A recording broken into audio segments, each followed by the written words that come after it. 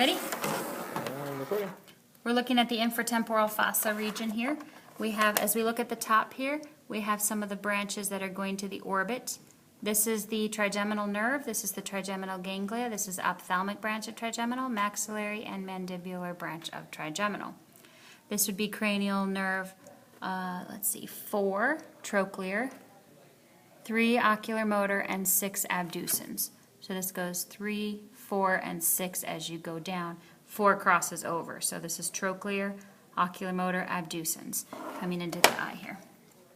This is the ciliary ganglia with the short ciliary nerves coming off of it.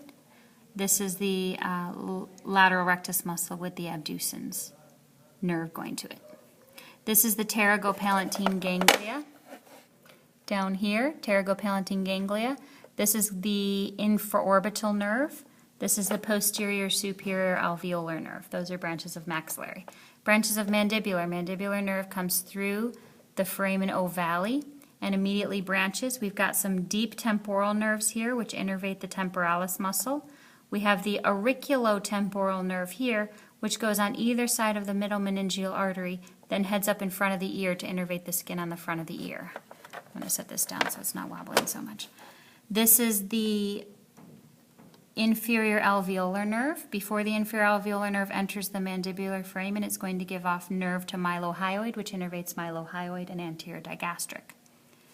Inferior alveolar nerve supplies all of the lower teeth and gives off the mental nerve, which comes through the mental foramen to innervate the skin on the chin region.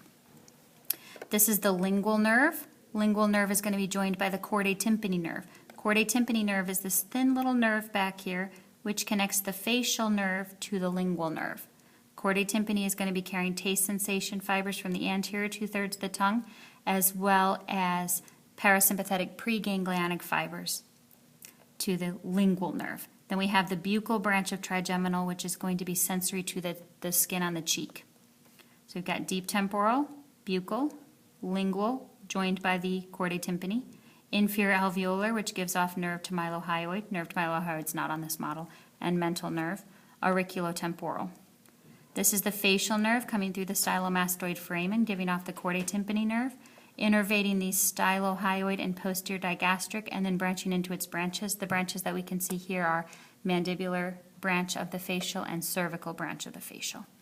As we look down here, coming out the jugular foramen, we've got cranial nerves 9, which is going to be way in there, 10, which is going to be vagus coming down here, and 11, which is spinal accessory. Cranial nerve 10, vagus, gives off the superior laryngeal nerve. Superior laryngeal nerve branches into the internal laryngeal nerve, which goes through the thyrohyoid membrane and is sensory, forms the afferent limb of the cough reflex. And external laryngeal, which goes down to innervate the cricothyroid. Vagus will continue down, giving off the recurrent laryngeal, which innervates all the rest of the laryngeal muscles. This is the superior root of the ansa cervicalis, which is coming off of or hitching a ride with hypoglossal. Hypoglossal is coming out of the hypoglossal canal. So we've essentially gone over all the cranial nerves here. What I really want you to focus on, though, is branches of mandibular branch of trigeminal, as well as branches of facial.